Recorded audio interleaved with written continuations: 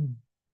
So in the last talk, we were discussing about the sampajanya, the quality of clear comprehension or clear discernment. Mm. Mm. So the commentary explain the meaning of sampajanya in three ways. So first is samapajananto. That means discerning correctly in an undistorted manner. Discerning correctly, discerning the object correctly and exactly as it is, without any addition of concepts or ideas that comes with thinking or analyzing. Yeah? So, so instead, the mind is just completely open to the experience in order to discern the object exactly as it is. The second is samantatopajananto. That means discerning the object thoroughly, discerning it in all ways. Mm.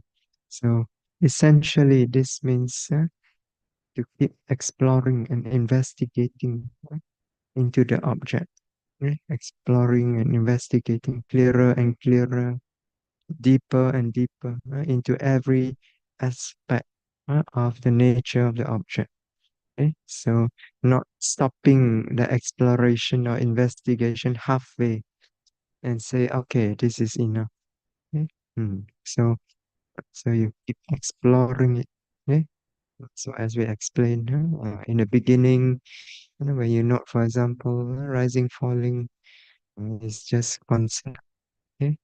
We are aware of the concept is the form and shape of the abdomen, or the speed of the movement is fast, is slow, or is direction is going up and down, left or right, and so on. Okay. So, so as you continuously note, you begin to be aware of all this concept very clearly. Before you meditate, you're not even aware of this. Okay. Now you're aware. But this is not enough. Okay. So don't stop there. You have to keep exploring, explore further. So that means keep noting. Okay? Keep noting continuously, precisely, clearly, energetically. As you do so, then when as the mind gets clearer and clearer, and begin to discern the mental, physical nature behind the experience of rising and falling. Okay? So, mm, but this is still not enough. Okay, so you have to keep exploring further. Keep noting this mental, physical nature continuously until you see each one of them clearly, one after another, separately, okay, in a process. Okay? Mm. So we can distinguish one nature from another nature clearly, uh, mm, and see them occurring in a continuous process. Okay? Yeah, but still not enough. Keep exploring further. You explore further, then when the mind gets clear enough, sharp enough, we begin to discern each mental or physical nature, the arising and disappearing. Okay? We begin to discern clearly the nature of arising, the nature of disappearing clearly. Okay? That it has a distinct beginning and a distinct end. Okay? Mm. So, uh, so we begin to discern clearly its conditioned nature, its momentary arising, disappearing, moment to moment. Okay? But still not enough. Keep going, You go further, you keep discerning continuously the process, the condition process of arising, disappearing. And then you arrive at the nature of impermanence, suffering, non-self. Okay? Hmm.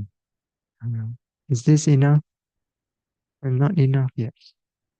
You have to keep going, uh, deepening, maturing this insight. Okay? It's clear comprehension. Uh, Keep going until uh, you arrive at complete liberation from dukkha. Mm. So this is samantato pajananto, discerning discerning it thoroughly in all ways, all the different aspect of the object, keep exploring it. Mm, mm. So clear comprehension discerns the object mm, correctly in an undistorted manner. It also discerns the object thoroughly, mm, completely in all ways. Okay? Mm. And then the last one is samam pajananto, okay? Which means it discerns object evenly. Okay?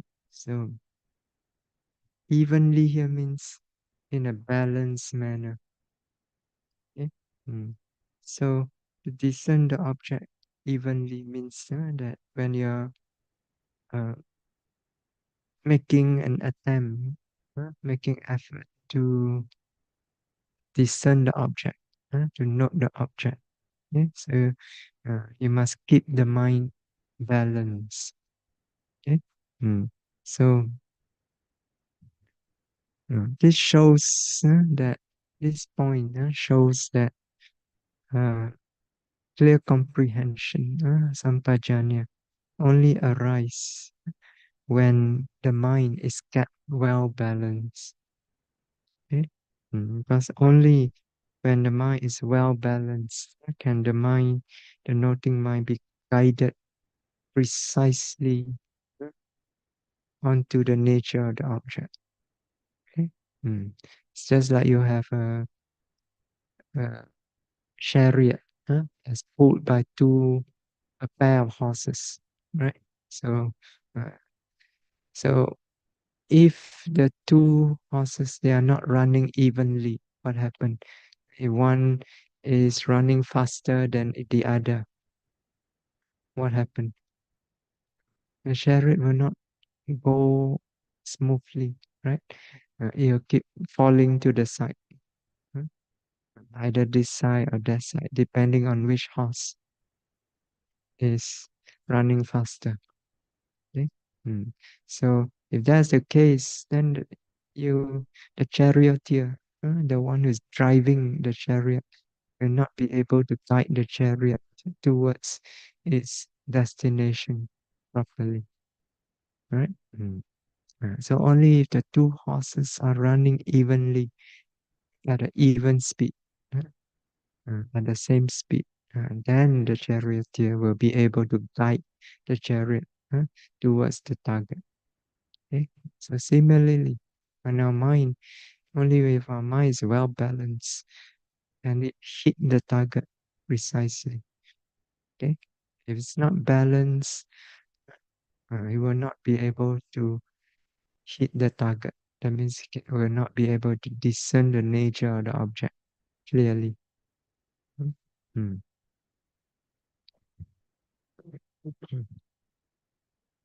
So in particular, we talk about the balance between viriya and samadhi.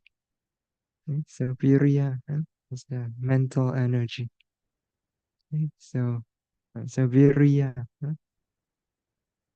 exerts the mind. Okay, it energizes the mind. Right? It gives the mind, the noting mind, the energy, so that it is able to uh, carry out the work of noting properly. Okay? So the mind does not have enough energy, will not be able to do its work properly. Okay? Mm. Whereas samadhi, or concentration, helps to calm down the mind. uh. So it helps to calm down the mind, settle the mind down onto the object, so that the mind is able to remain fixed and focused on the object, without being distracted. Okay? Mm. So both this state of mind is necessary, in the work of noting. Okay? Mm. But they need to occur with just the right degree. Okay? So like virya, uh, you need to have just the right degree of energy as necessary to carry out the work of noting. Okay? Mm. So not too much, not too little. Okay? If too much energy, what happens? The mind becomes overexerted. You end up with tension. You stress out the mind. Okay? Then you become tired. Okay? Mm. The mind becomes over energetic. Then it becomes restless. Cannot settle down easily. Okay? Too much energy. Okay? So it's like the dust that has been blown up by a strong wind. So it got thrown up into the air. So as long as the wind keeps blowing, it, energy is still there. The dust cannot settle down. Okay. So your mind is in this way too chaotic. Okay, it cannot settle down. Too much energy. Okay. Mm. So so you need to have just the right degree of energy. Not too much, yeah, and not too little. Too little energy, what happens? The mind cannot work. It cannot do its work. It doesn't have enough strength. Okay? It cannot even reach the objects. Okay? Mm. So, so you cannot carry out the work of noting properly. Okay? So we must adjust the level of energy, so there is just enough energy to exert the mind, to bring the mind to the object, and to discern it clearly, to take note of it properly, clearly, precisely. Mm. Uh, So, so you need to adjust the degree of energy. Okay? Mm. So samadhi also, huh? Must it must be just the right degree of samadhi to settle the mind down, huh, onto the object, yeah, so that it remains with the object. Okay? So if too much samadhi, what happens? Huh? The mind becomes too calm, too peaceful. Okay? So when it's too peaceful, it becomes too still. So it becomes like frozen. Huh? It just rests on the object. It's very nice. Just rest on the object, very peaceful, very calm, but it doesn't do anything except resting there. So the noting mind will not uh, explore the object, will not investigate the object, take note of the object clearly. They simply just rest there in the state of peacefulness. Okay? So, and if too little samadhi, what happens? The mind becomes easily distracted. Okay? It cannot settle down. It does not have enough calmness to settle down into the object. So it cannot remain focused on the object. It can easily distracted from the object. Even a little bit sound, and the mind get distracted. Okay? A little bit of sensation here and there. You cannot stay with the primary object. You're getting distracted. Okay? Mm. So you must adjust so that there's just the right degree of samadhi, to calm down the mind, settle it down, so that it remain uh, on the object. Okay, but not too much, until it just rest there and do nothing. Okay, just enough for it to remain focused, fixed on the object, without being distracted. Okay? Mm. uh, so you must balance these two, uh, viriya and samadhi. Okay? And these two mental states, their nature is opposite of each other. uh, So therefore, you can use one to balance the other, because their nature counter each other. Okay, work against each other. Okay? So, for example, if too much virya, uh, too much energy in the mind, what can you do? Okay? You can either reduce the energy, okay? uh, which is the easier way, okay? Or you can increase the samadhi. Huh? As when you increase the samadhi, huh, the calm and peaceful nature of samadhi will help to tranquilize the energy, bring it down. Okay, so through samadhi also, you can uh, adjust the level of virya, and bring it to balance. Okay? Mm. And then samadhi also. huh, if there's too much samadhi, okay, so the mind becomes too still. huh? So what can you do?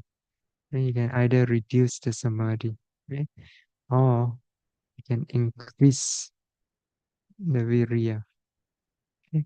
That means energize the mind. So when I energize the mind, energy will stir up the mind, huh? So that the mind does not just rest there on the object peacefully, begins to work, huh? And discern the object clearly. Okay. So in this way, you can bring the two states, to balance, uh, so that there's just the right degree of energy. First of all, there's just the right degree of calmness, peacefulness, settledness, focus of mind. And then at the same time, there's just the right degree of energy to exert the mind, uh, to discern, to note, take note of the object clearly, moment to moment. Mm, mm, mm. Okay, so we have discussed about Ātāpi Sampajano Satima, the quality of ardent energetic effort, uh, of clear comprehension, and also mindfulness. Okay? Mm, yeah. So each time, when we note the object, each moment when we note, so the noting mind, must be accompanied by these three qualities. Okay? So, mm, so it's only through these three qualities, uh, that you are able to uh, discern the nature of the object clearly and develop insight into the nature of the object. Okay? Yeah, so if there's not enough energy, and the effort is not ardent enough, the mind will not be exerted moment to moment, to do its work properly. There's not enough mindfulness, then the noting mind cannot be established on each object properly, in order for the noting mind to be able to explore its object, the nature of the object. Okay? So there's not clear comprehension, then the mind cannot discern the nature of the object uh, clearly. Okay? So all these three qualities must be present every moment of noting. Okay? Mm. Mm. Yeah, but in the beginning, actually, the quality of clear comprehension is very difficult to arise. In the beginning, when you note, you usually find the mind has not enough clarity. Okay? So, uh, in the beginning, even mindfulness is difficult. huh? So, what is left? Effort. Um, so, you have to use your willpower to summon up the effort. huh?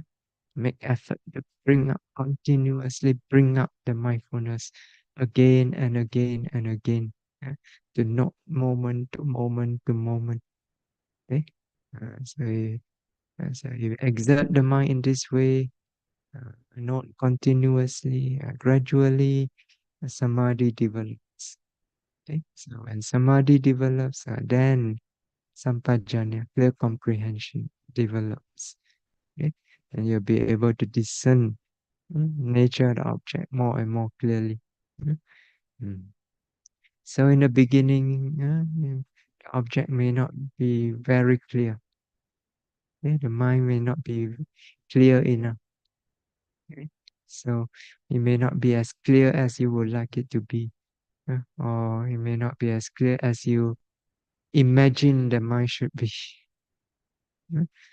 So it doesn't matter. Keep noting. uh, Keep bringing up the effort to be mindful, to note continuously, to note precisely, follow the instruction. Okay? So you if you exert effort to follow the instruction continuously, you find that as the mindfulness develops, as the concentration develops, uh, the mind will by itself becomes clearer and clearer and clearer. Okay? Mm. So, so just keep pushing forward with the practice without giving up. Mm. Mm. Mm. Okay, so when you follow the Satipatthana instruction, okay, so when you, I say, Buddha says, dwell contemplating body in the body. Okay, so it means you continuously note, moment to moment, you note relentlessly, you note uh, without stop, without a break. Yeah, every time you note precisely, accurately on the object. Okay? And you exert ardent, energetic effort with mindfulness to note, right? And also with clear comprehension. Yeah, you know.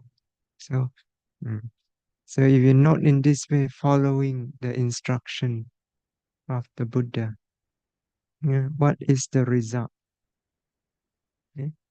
So this is where the third part of the instruction coming. So in the third part of the instruction, Buddha says Vinaya Loke Bija Domanasa. Okay?